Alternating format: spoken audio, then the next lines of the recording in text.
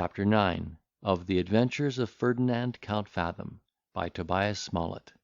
Recording is in the public domain.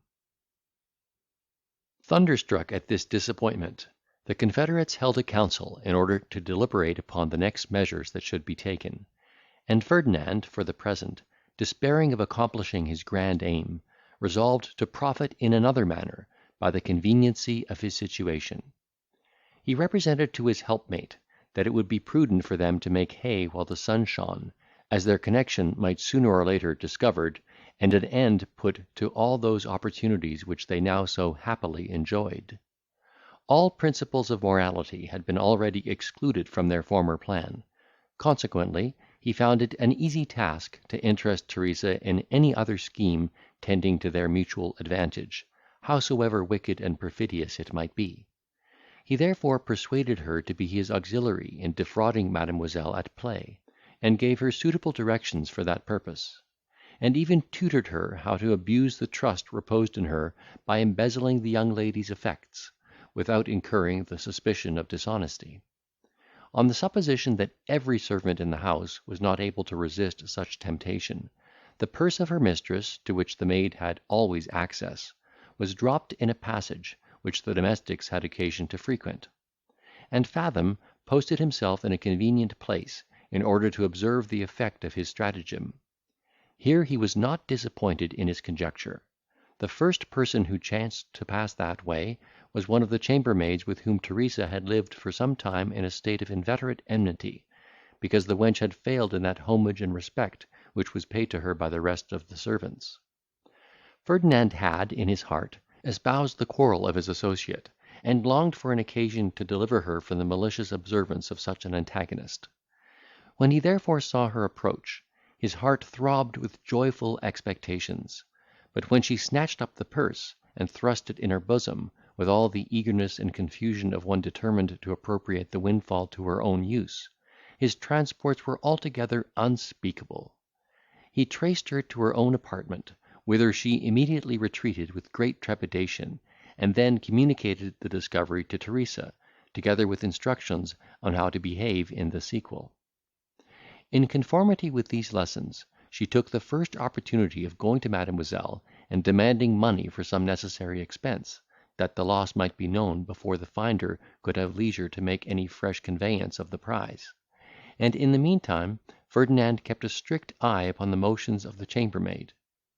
The young lady, having rummaged her pockets in vain, expressed some surprise at the loss of her purse, upon which her attendant gave indications of extreme amazement and concern. She said, it could not possibly be lost, entreated her to search her escritoire, while she herself ran about the room, prying into every corner, with all the symptoms of fear and distraction. Having made this unsuccessful inquiry, she pretended to shed a flood of tears, bewailing her own fate in being near the person of any lady who met with such a misfortune, by which, she observed, her character might be called in question.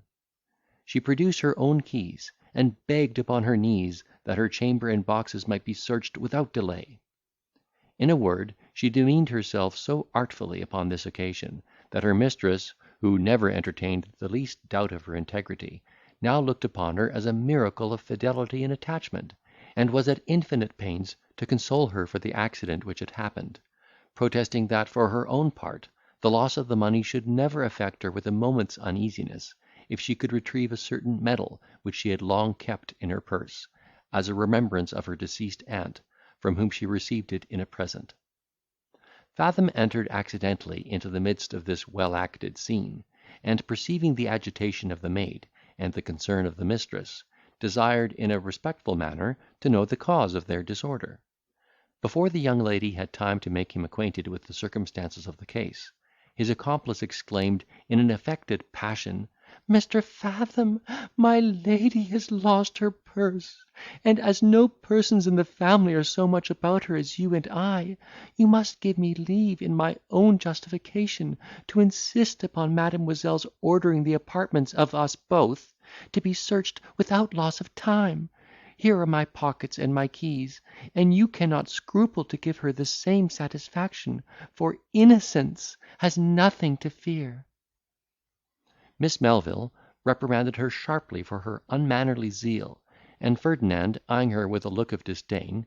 "Madam," said he, "I approve of your proposal; but before I undergo such mortification, I would advise Mademoiselle to subject the two chambermaids to such inquiry, as they also have access to the apartments, and are, I apprehend, as likely as you or I to behave in such a scandalous manner." The young lady declared that she was too well satisfied of Teresa's honesty and Ferdinand's honour to harbour the least suspicion of either, and that she would sooner die than disgrace them so far as to comply with the proposal the former had made. But as she saw no reason for exempting the inferior servants from that examination which Fathom advised, she would forthwith put it in execution. The chambermaids being accordingly summoned, she calmly asked if either of them had accidentally found the purse she had dropped; and both replying in the negative, she assumed an air of severity and determination, and demanding their keys, threatened to examine their trunks on the instant. The guilty Abigail, who, though an Hungarian, was not inferior in point of effrontery to any one of the sisterhood in England, no sooner heard this menace, than she affected an air of affronted innocence, thanked God she had lived in many reputable families, and been trusted with untold gold, but was never before suspected of theft; that the other maid might do as she should think proper, and be mean-spirited enough to let her things be tumbled topsy-turvy and exposed; but for her own part, if she should be used in that inhuman and disgraceful manner, she would not stay another hour in the house;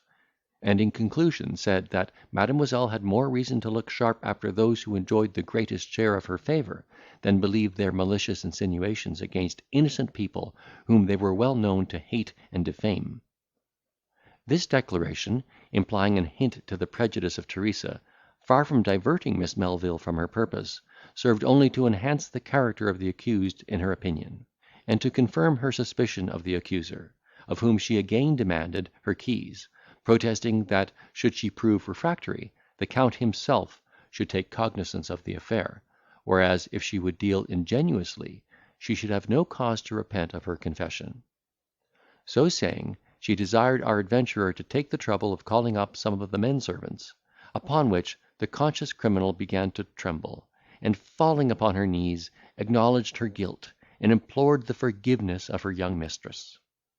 Teresa, seizing this occasion to signalise her generosity, joined in the request, and the offender was pardoned, after having restored the purse, and promised, in the sight of Heaven, that the devil should never again entice her to the commission of such a crime.